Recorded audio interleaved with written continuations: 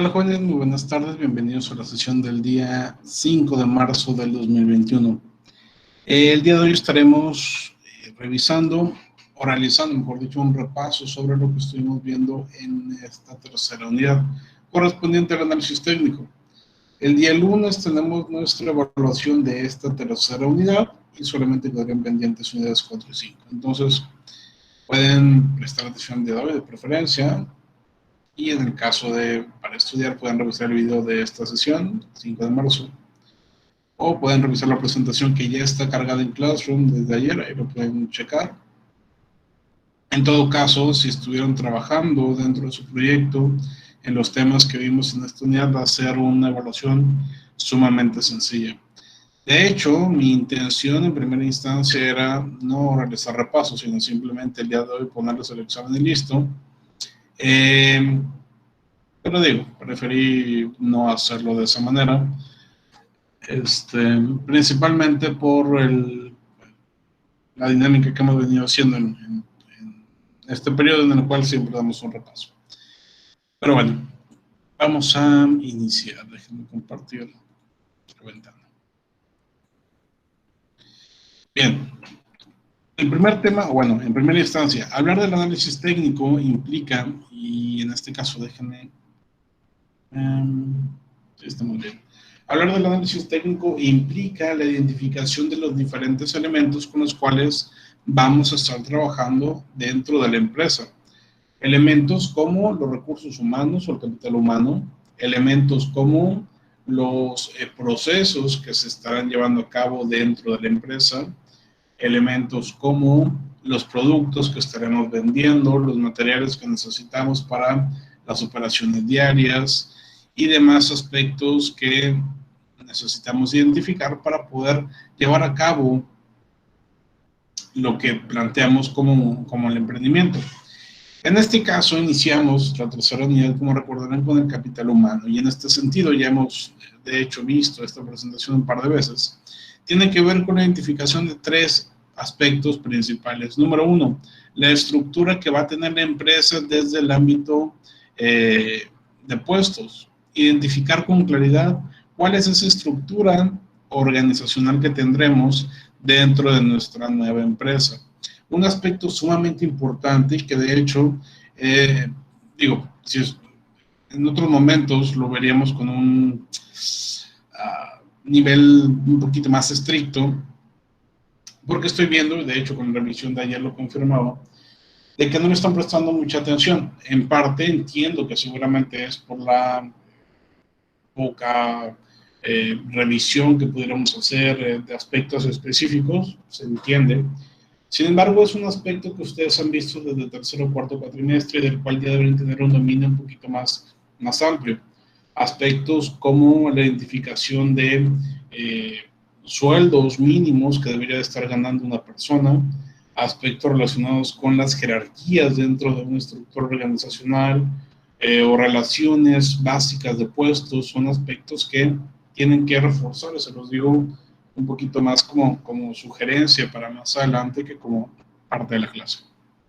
En todo caso, esta parte de estructura organizacional es importante que se identificara dentro de este apartado porque nos permite orientar o generar una idea de cuántas personas necesitaré yo dentro de mi empresa, cuántas personas y en qué puestos.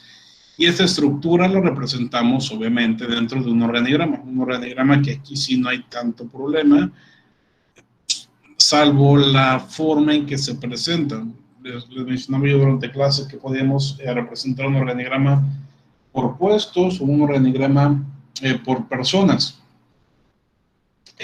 Un organigrama funcional, un organigrama por áreas, etc. Cuestiones que seguramente vieron por ahí de cuarto, quinto cuatrimestre. En este caso, yo les pedí que hicieran un organigrama lo más sencillo posible, un organigrama de puestos, que es el más fácil que existe dentro de todos los distintos tipos que hay. Y esto nos ayuda dentro del emprendimiento porque nos permite, como les decía, identificar con claridad cuáles son las áreas sobre las cuales nos tenemos que enfocar dentro de la empresa, cuáles serán las áreas principales, cuáles serán las áreas auxiliares. Entonces, entendiendo esto, entonces podemos ahora sí repartir en cada una de esas áreas a diferentes personas. Pero no podemos hacerlo simplemente a la y se va, de que 2 personas allá y 3 personas allá, listo. No. Tenemos que identificar también qué es lo que va a hacer cada persona. Y para eso tenemos las fichas de puestos, para indicar precisamente este aspecto. Entonces vamos a verlos por separado. Primero, la estructura organizacional, que tiene que ver con la cantidad de puestos de trabajo y las personas que se requieren dentro de la empresa.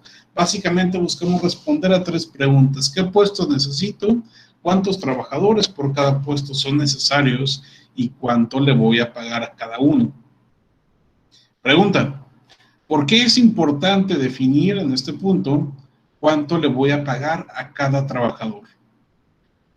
¿Por qué es importante? ¿Qué me dicen? ¿Por qué no lo dejo para el final mejor?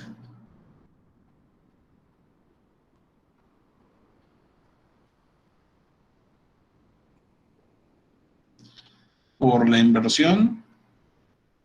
Ok, no entiendo qué significa por la inversión. A ver, para conocer la cantidad total de nómina mensual, exactamente, nos menciona Sheila este aspecto, para identificar la nómina mensual que tendremos que estar pagando, para identificar los costos, como nos comenta también por ahí Heidi, estimar la nómina, como nos dice Roberto. Y es algo tan sencillo como eso. Tenemos que plantear cuánto le voy a pagar a cada trabajador para identificar cuánto va a ser mi nómina y por ende de qué magnitud va a ser mis costos orientados hacia los trabajadores.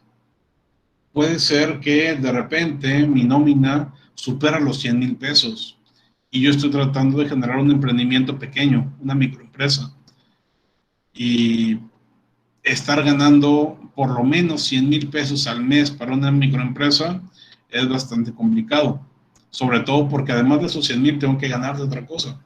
Entonces, lo más importante de la identificación del salario, del sueldo de cada uno de mis trabajadores tiene que ver con obtener una idea clara de cuánto voy a gastar en nómina.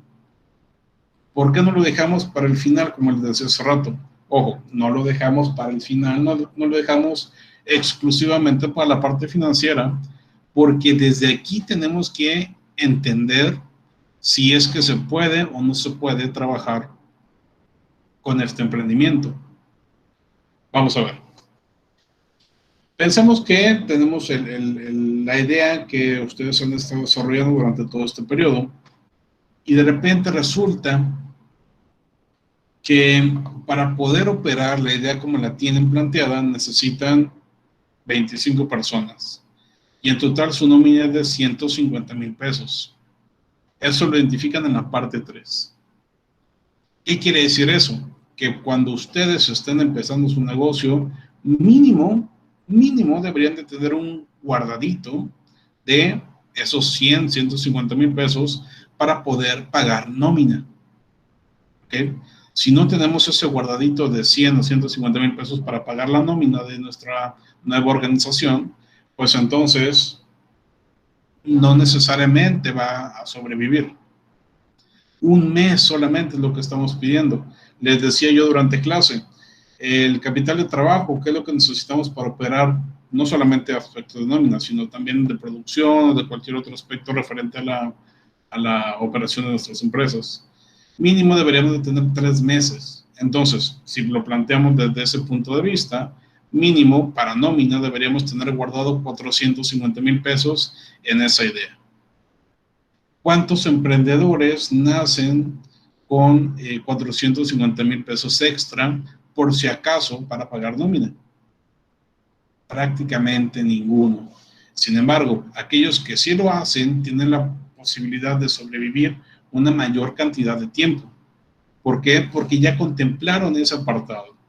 Sobre todo también porque el proceso en el que se llega a entrar a un mercado de verdad, es decir, el proceso en el que pasas desde que tú abres tu primer día dentro de la empresa hasta que empiezas ahora sí a ver ganancias o clientes recurrentes, no tarda una semana o 2 o 5 o 6. Por lo menos 3 meses van a pasar en lo que te haces de clientes. Entonces, hablando de un proyecto de emprendimiento con el objetivo de forjar una empresa en el mediano y largo plazo, pues implica que tengas este guardadito, vamos a llamarlo así. O, si lo gustan llamar de otra manera, capital de trabajo o este fondo para contingencias de nómina, podríamos llamarle. Incluso bueno, vamos a dejarlo ahí. Es importante el identificar cuánto vamos a estar pagando de nómina. ¿Cómo identificamos eso? Sabiendo cuántos trabajadores voy a tener. ¿Cómo sé cuántos trabajadores voy a tener? Sabiendo cuántos puestos tengo dentro de mi empresa. Punto importante, ¿cuál es la diferencia entre un puesto y una persona dentro de la empresa? ¿Cuál es la diferencia? ¿Quién me dice cuál es la diferencia entre un puesto y una persona dentro de una empresa?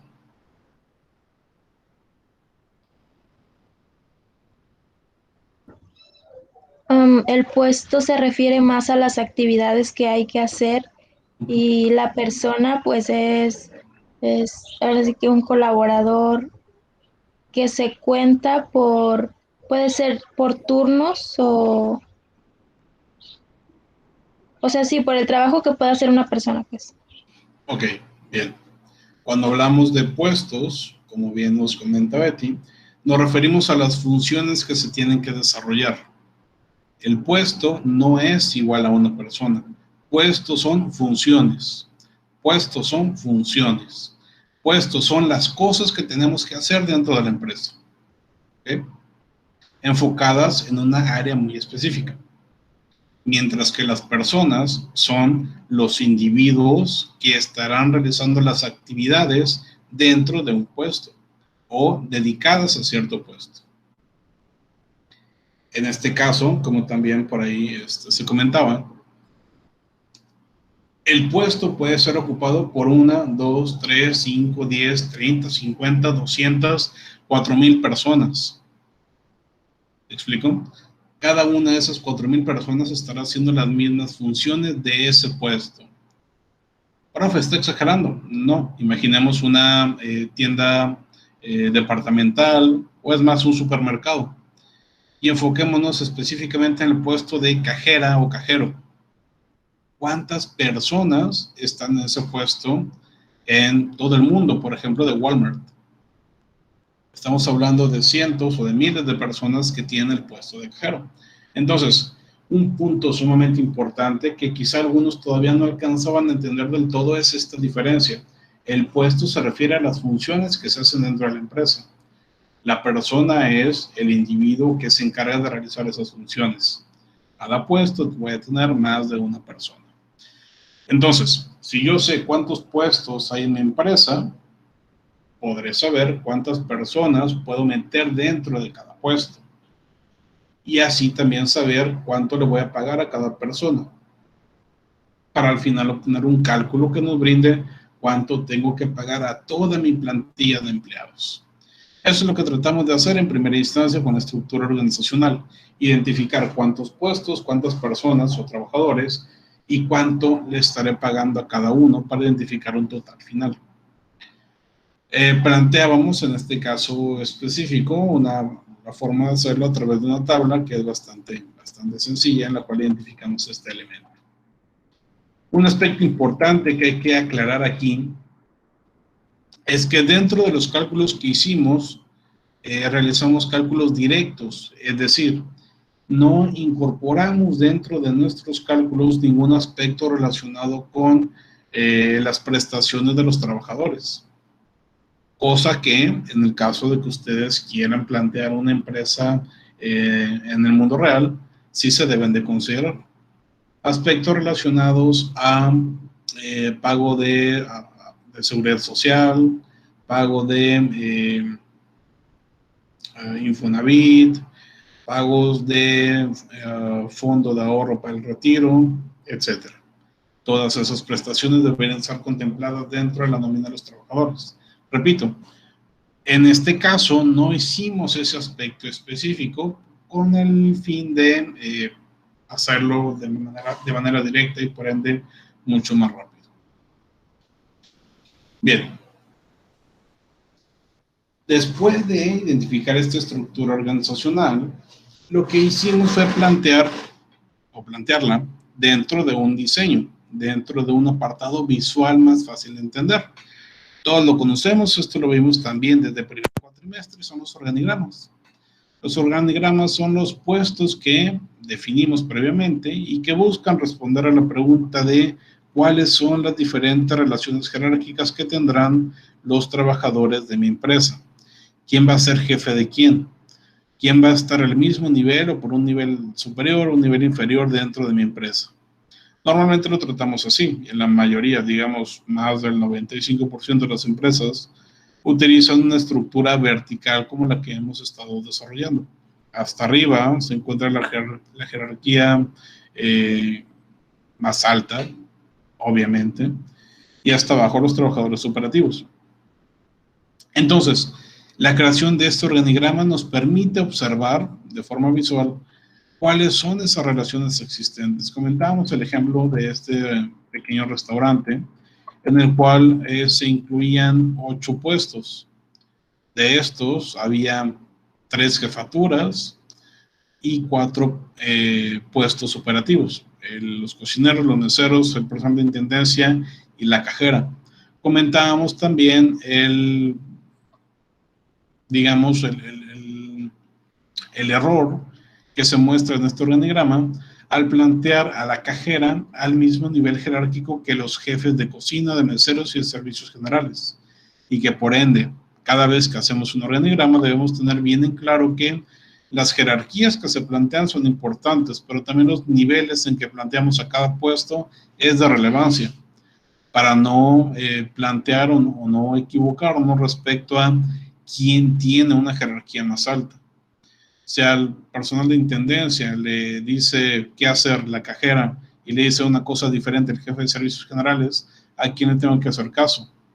¿Al jefe de servicios generales o a la cajera, que aparentemente están al mismo nivel de acuerdo al organigrama? Entonces es importante que, por ejemplo, en este caso el puesto de cajera, que no es una jefatura sino un puesto operativo, estuviera más abajito para que no se prestara esa confusión. En este organigrama, de hecho, sí está como 2 milímetros más abajo que los demás, pero obviamente se tiene que hacer notar un poquito más. En todo caso, dentro del emprendimiento, ¿para qué nos sirve este aspecto? Básicamente para identificar con claridad cuáles son las áreas en las cuales se divide nuestra empresa. Idealmente, como se los había comentado al principio de la materia, estaríamos desarrollando un apartado relacionado con el aspecto visual, físico de la empresa y demás, pero pues bueno, por temas de tiempo ya no lo desarrollamos. Como tercera instancia, dentro de nuestro capital humano, es importante el desarrollo de fichas de puestos. Básicamente la creación de un manual de puestos en el cual planteemos las características de cada uno de ellos y las funciones que tendrá en específico cada puesto. ¿Por qué es importante definir una ficha de puesto para cada uno? Porque esto permitirá que cada persona que ocupe el puesto sepa exactamente qué hacer. Sepa con claridad qué hacer, pero también para nosotros como empresa tengamos certeza de qué es lo que quiero dentro de mi empresa, qué tipo de persona requiero dentro de mi organización. En las revisiones que hacíamos ayer y antier cuando veíamos esta parte de fichas de puestos, eran muy distintas en algunos casos. Por ejemplo, algunos planteaban que querían tener trabajadores específicamente entre 20 y 40 años. Me imagino yo que para darle una imagen un poquito más fresca, de mayor juventud al negocio y demás, considerando que personas mayores de 40 años ya no son, entre comillas, tan jóvenes. Se entiende, hay empresas que lo hacen así. Por ejemplo, hay muy pocos modelos, sean hombres o mujeres, que sean mayores de 40 años. La mayor parte de ellos están entre los 16 y los 35, cuando mucho. Entonces se entiende, hay ciertos puestos donde sí quisiéramos que tenga cierta edad en particular. Hay otros donde no. En el ejemplo que tenemos en pantalla, es un gerente y lo único que pedimos es que sea mayor de 30 años. En este caso podríamos justificarlo diciendo que necesitamos a alguien, número 1, experimentado, y número 2, con la suficiente madurez mental para tomar ciertas decisiones dentro de mi establecimiento.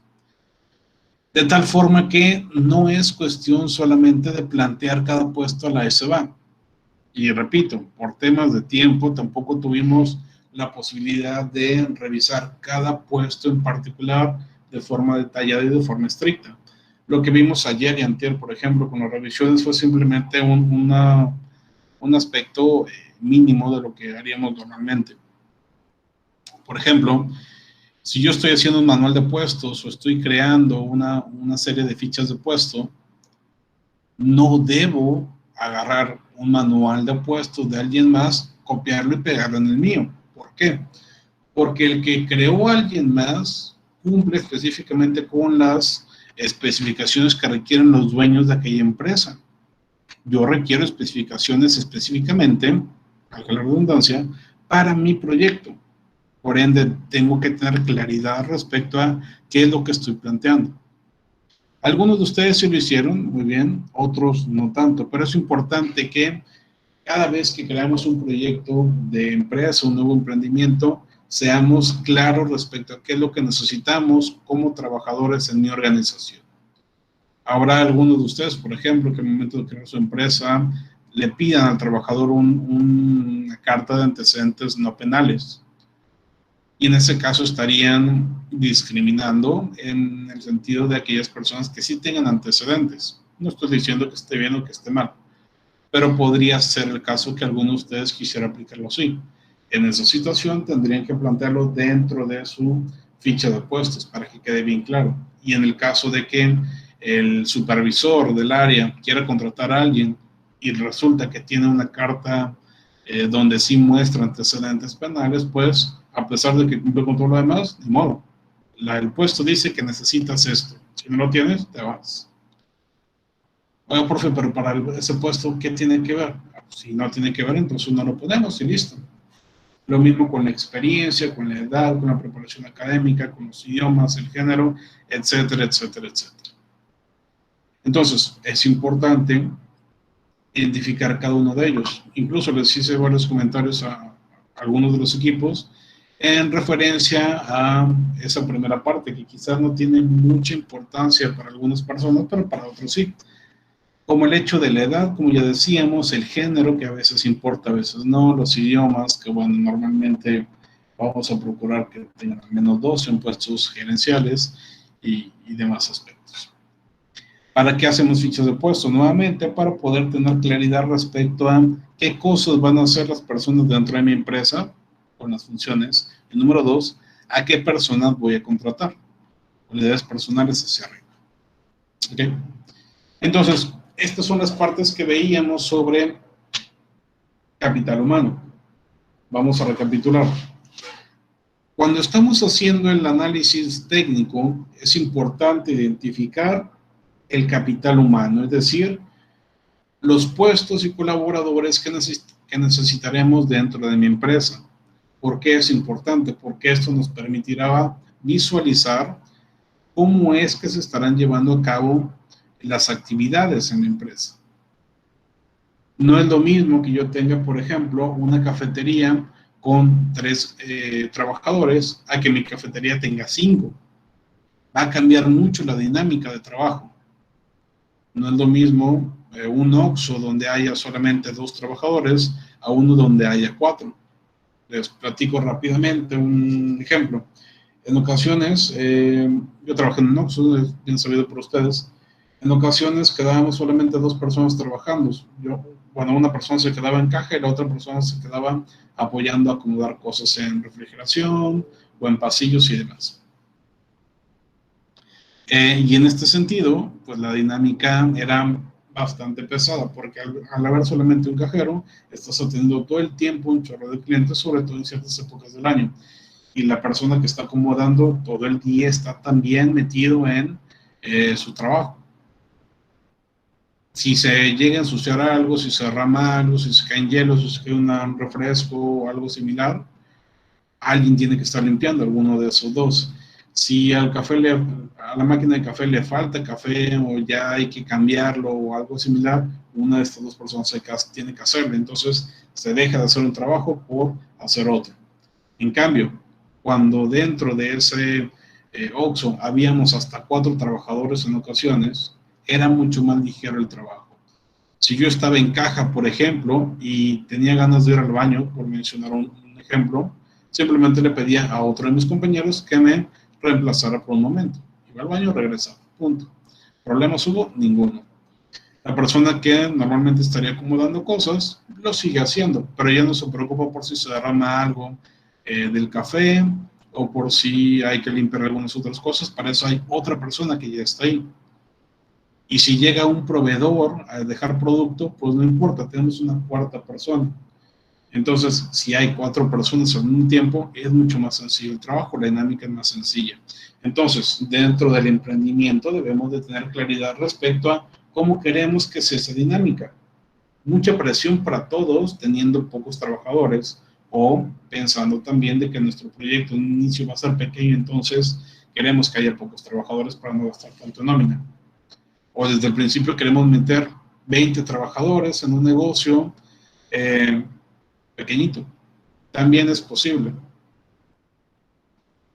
pero estaremos gastando de más. Entonces lo que buscamos es precisamente ese equilibrio. Para eso generamos esta parte de análisis técnico respecto al capital humano. Identificar a quiénes necesito, cuánto necesito, cómo van a estar distribuidos, cuánto les voy a pagar, qué funciones van a hacer, cómo los voy a contratar. ¿Okay? Después de eso, hablamos sobre un segundo elemento dentro de nuestro análisis, que tiene que ver con el catálogo de productos y servicios. ¿Okay? El catálogo de productos y servicios, que como ya hemos platicado en diversas ocasiones, corresponde a la identificación clara de todos los artículos o servicios que se estarán ofreciendo al cliente. En el caso particular de sus proyectos, algunos sí plantearon todo lo que estarían ofreciendo, otros equipos se fueron solamente con lo básico. No está bien ni mal, depende de cada proyecto.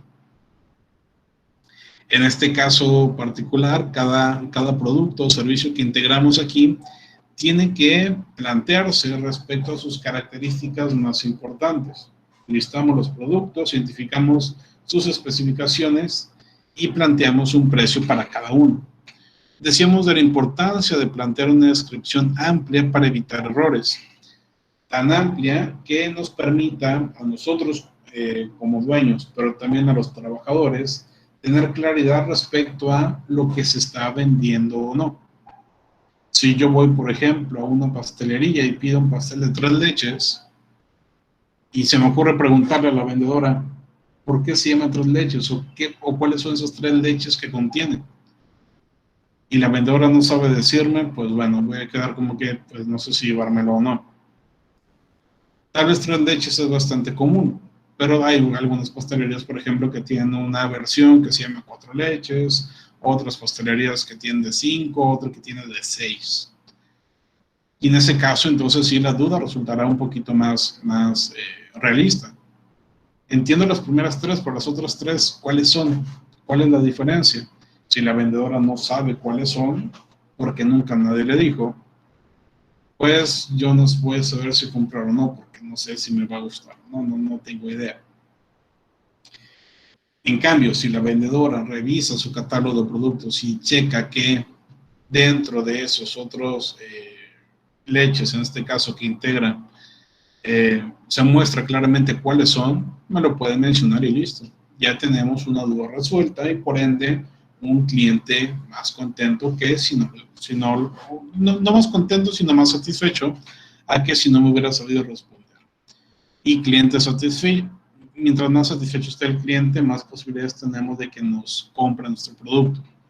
Entonces, en primera instancia es por eso, pero también para evitar errores cuando estamos creando las cosas. Imagínense, por ejemplo, que esta persona de la cual les hablaba no era el vendedor, sino el cocinero, el pastelero.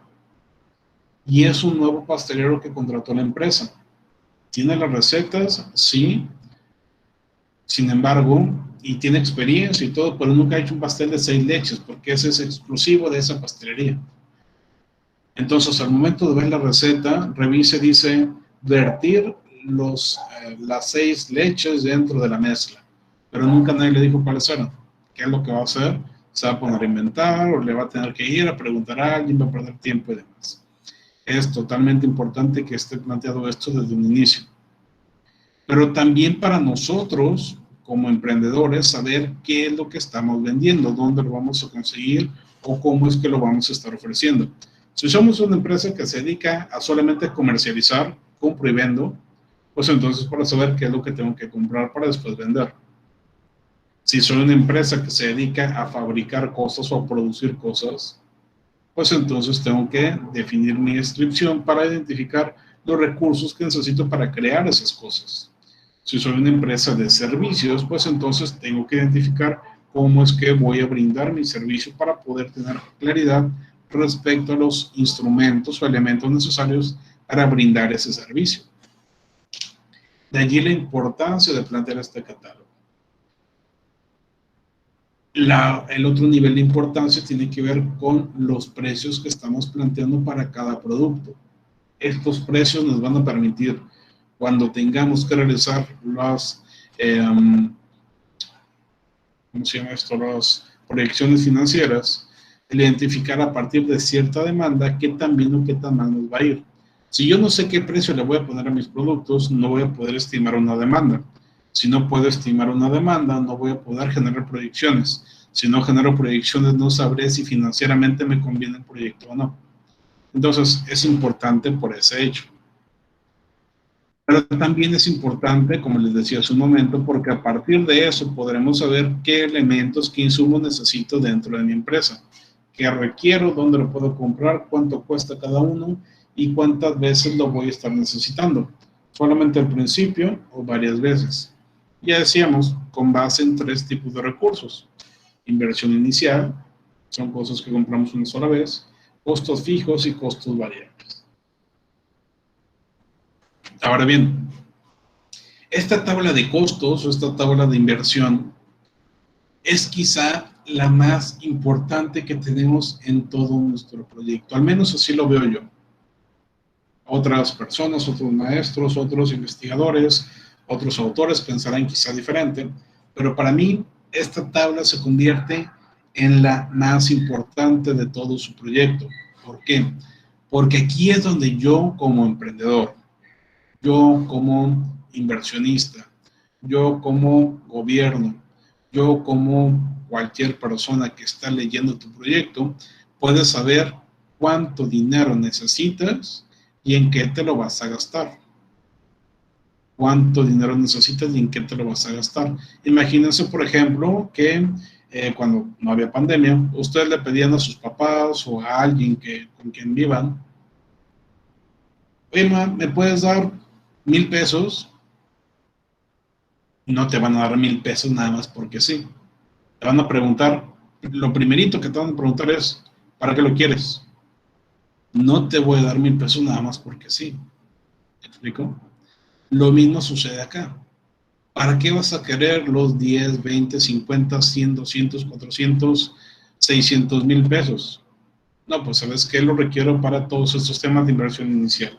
Construcción de un edificio, remodelaciones, compra de maquinaria, equipamiento, instrumentos, etcétera, etcétera, etcétera. Para pagar algunos costos fijos relacionados con servicios de luz, internet, agua, sueldos y demás.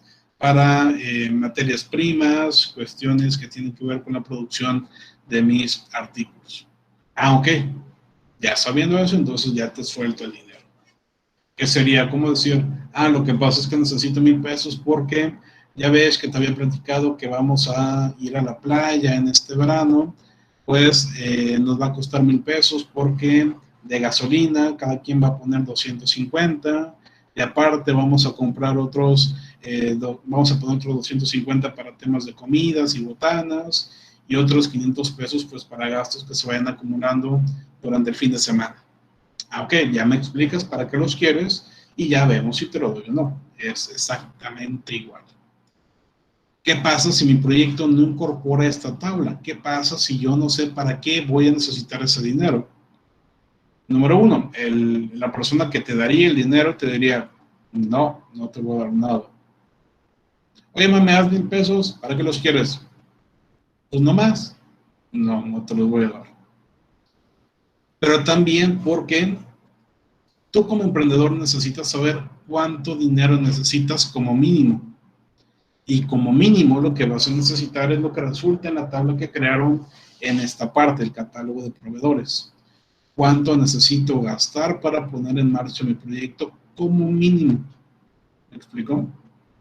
Si no lo sabemos, podemos tener problemas. Ya les platicaba, por ejemplo, el caso que hicimos con Vikis, en donde teníamos una inversión prevista de cierta cantidad y al final resultó ser una cantidad mucho mayor.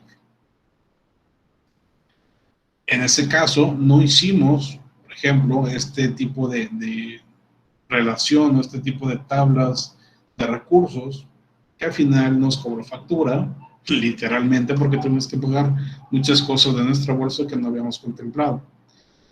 Y si es nuestro propio dinero, no hay problema, lo ponemos y listo. Pero si necesitamos solicitar créditos o financiamiento, fuentes externas, allí es donde ocurren los problemas. Entonces, sí es necesario que tengamos bien claro cada uno de estos costos.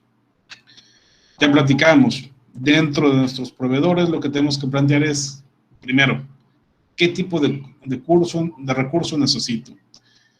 ¿Cuál es el nombre de ese recurso? Sus especificaciones, quién va a ser mi proveedor, cuánto voy a necesitar de ese producto al mes y cuánto me va a estar costando en total.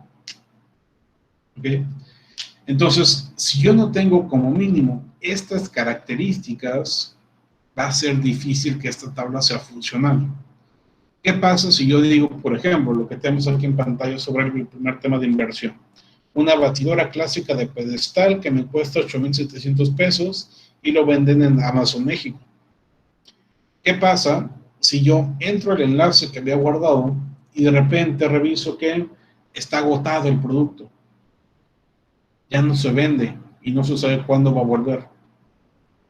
Pero lo que pasa es que cuando yo lo busqué, antier, sí estaba. Pero hoy ya no está. Entonces, si quieres empezar tu proyecto hoy o mañana, pues no vas a poder porque no puedes comprar ese producto. Por tal motivo, necesitaríamos tener por lo menos 3 proveedores identificados.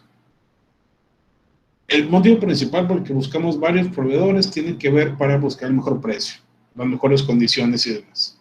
Pero el segundo motivo tiene que ver con esto, la disponibilidad. Si sabemos que no está disponible un producto con el proveedor A, pues ve con el proveedor B. Les platico experiencia de los profes.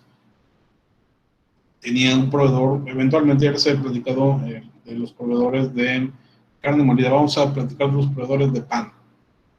Nosotros usábamos pan marca Bimbo de la serie denominada parrillero. Un pan grande, bastante promedio de sabor, pero más grande que los bimbollos tradicionales. Y normalmente ese producto lo comprábamos en Sam's, porque nos salía muchísimo más barato. En Sam's, más o menos, no recuerdo bien los precios, pero aproximadamente el paquete de 12, me parece que era de 12, nos costaba alrededor de 48 pesos. Sí, más o menos, el de 12 como 48 pesos. En cambio, en una tienda, en un supermercado, la versión de 8 nos costaba cerca de 45 pesos. Entonces, básicamente, por 3 pesos más, nos daban 4 panes adicionales en el de Sam's. Pero, ¿qué pasaba si eran las 10 de la noche y se nos acabaron los panes para hamburguesa? No, pues hay que salir corriendo porque hay clientes todavía que nos están pidiendo. Pues ni modo, compramos en grande, nos costó 45 pesos porque Sam's ya estaba cerrado o porque había mucha fila en Sam's o cualquier otra cosa. O ¿sabes qué? Sí estamos a tiempo, es sábado, pero son las 8 de la mañana, estamos haciendo las compras de la semana. Llego a Sam's, pero en Sam's no hay, se agotó. van a llegar hasta el próximo martes, ya le preguntó un trabajador. Ni modo, voy con mi proveedor B, que sería grande, o voy con mi proveedor C, que sería, no sé, su bodega. De esta manera ya tengo identificado qué hacer en caso de que pase algo. Les platiqué yo en alguna ocasión durante clase que cuando utilizábamos o cuando hablábamos del tema de la carne, no teníamos a estos diferentes proveedores. Con la carne lo que teníamos que hacer es, tenemos este proveedor, punto. Oye, el proveedor no abrió o no tenía carne este día o tal cosa, había que cambiar. Y si cambiábamos de proveedor, cambiaba la calidad.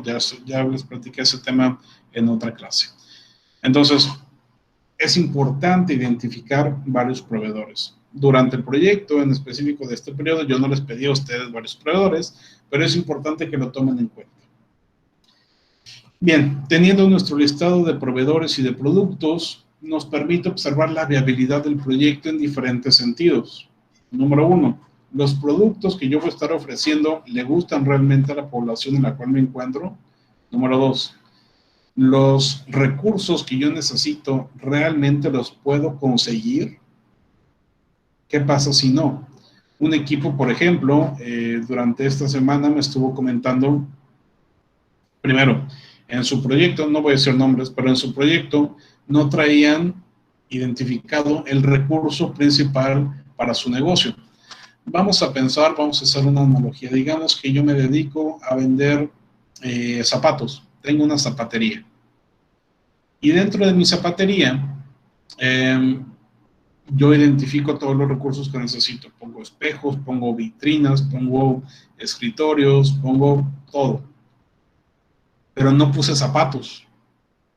Oye, ¿qué no vendes zapatos? Sí. ¿Y dónde los vas a conseguir? No sé.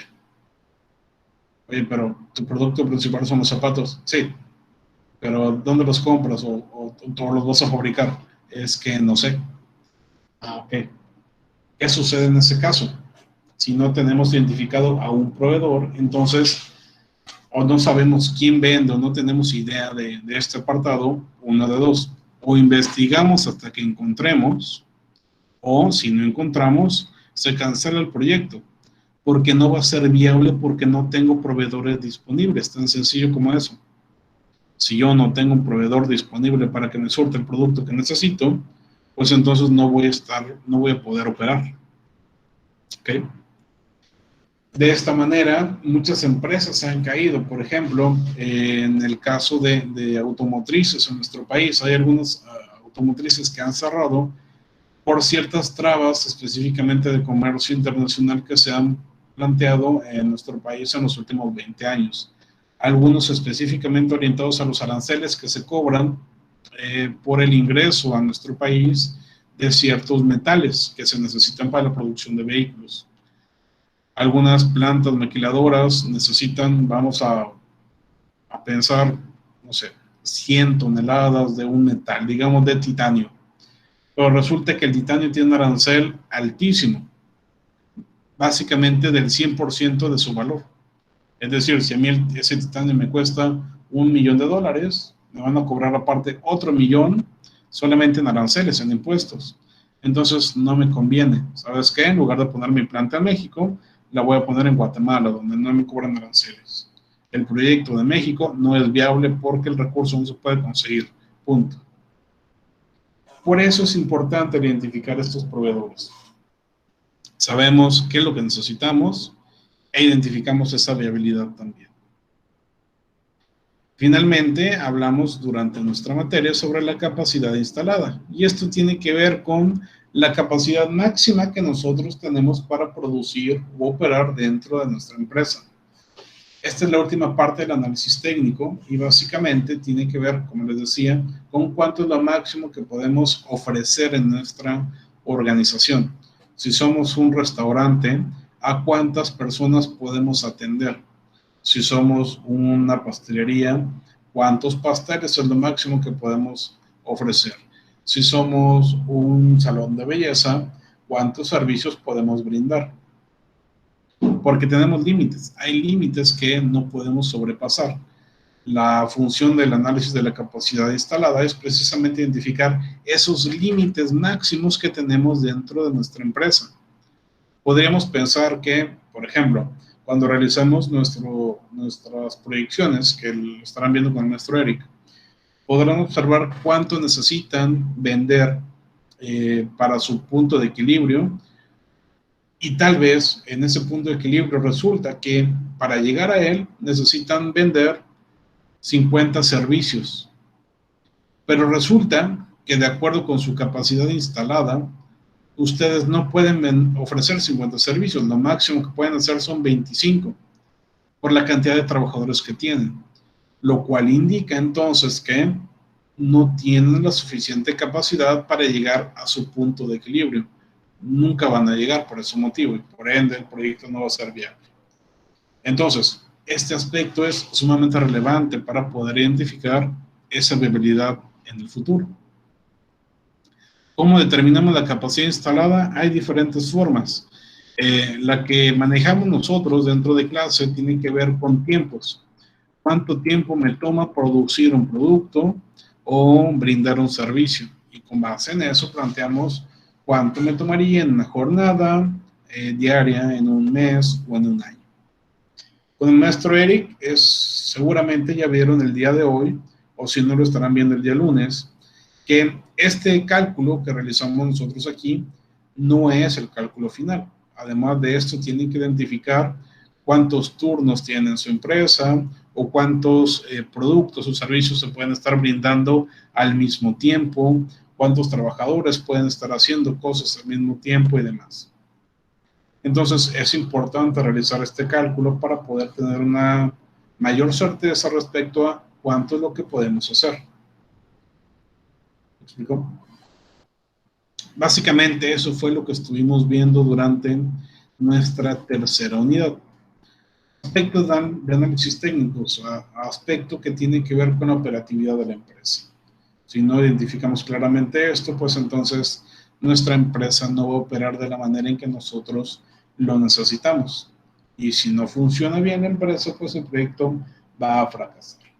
Podemos anticipar eso realizando este análisis, o podemos por lo menos tratar de corregir aquellas debilidades que teníamos en mente que no habíamos identificado precisamente como debilidades. Básicamente, sobre estos temas es de lo que va nuestro siguiente examen, nuestra siguiente evaluación. Y como les decía hace un rato, esta evaluación va a ser el día lunes que estamos 8 de marzo. ¿Ok?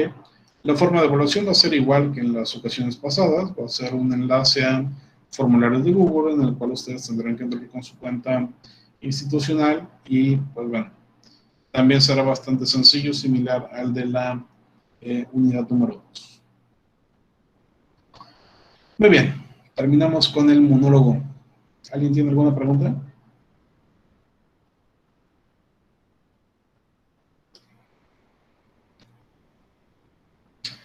¿Todo bien al parecer? ¿O no hay nadie en la sesión? Ya veremos. Muy bien, será entonces todo por hoy, por la sesión. Pueden poner presente en el chat para considerar su asistencia.